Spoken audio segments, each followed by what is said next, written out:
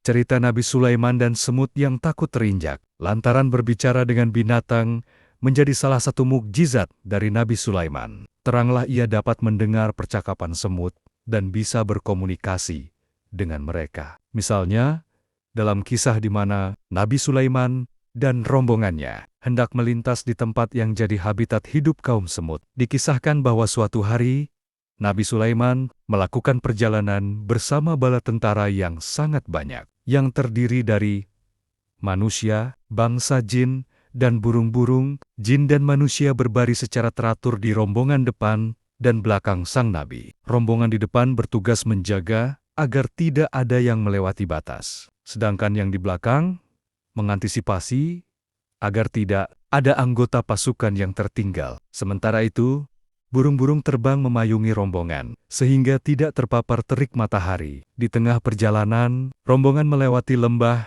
yang rupanya dihuni oleh banyak sekali semut. Pemimpin semut, Jirsan, yang berasal dari Bani Sishiban, kemudian berkata pada semut-semut yang lain, supaya berlindung di sarang masing-masing. Berkatalah semut tersebut seperti yang tertera dalam surah An-Naml ayat 18. Berbunyi, "Hai semut-semut, masuklah ke dalam sarang-sarangmu, agar kamu tidak diinjak oleh Sulaiman dan tentaranya." Sedangkan mereka tidak menyadari, tak disangka, perkataan pimpinan semut itu didengar oleh Nabi Sulaiman. Ia sempat tertawa, tetapi kemudian mengucap syukur kepada Allah yang memberinya kemampuan istimewa, dapat mengerti bahasa binatang dan mendengarnya walau dari jarak yang jauh. Seketika itu, ia pun berdoa, "Ya Tuhanku, berilah aku ilham untuk tetap mensyukuri nikmat-Mu yang telah Engkau anugerahkan kepadaku dan kepada dua orang, ibu bapakku,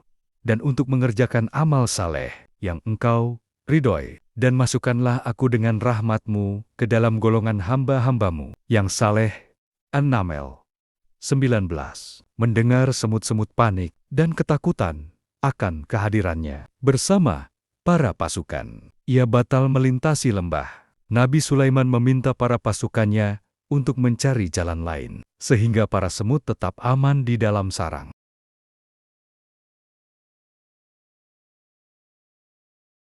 Cerita berikutnya tentang Nabi Sulaiman dan semut ada hubungannya dengan sebutir biji gandum, yaitu di mana pada suatu hari sang Nabi bertanya pada seekor semut mengenai seberapa banyak makanan yang didapatkannya dalam 1 tahun. "Wahai semut, berapa banyak engkau memperoleh rezeki dari Allah dalam jangka 1 tahun?" Tanya Sulaiman.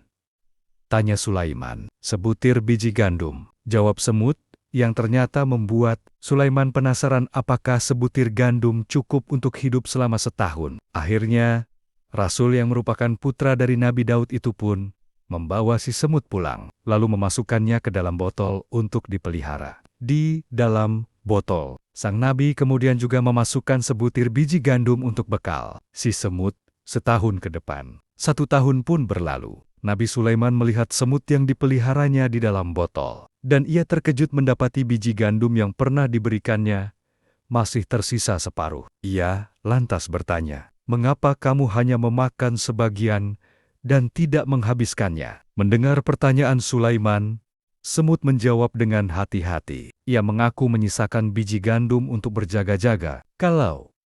Kalau Sulaiman melupakannya, hal ini menunjukkan bahwa si semut tidak ingin bergantung kepada manusia, melainkan hanya kepada Allah. "Selama ini aku bertawakal kepada Allah.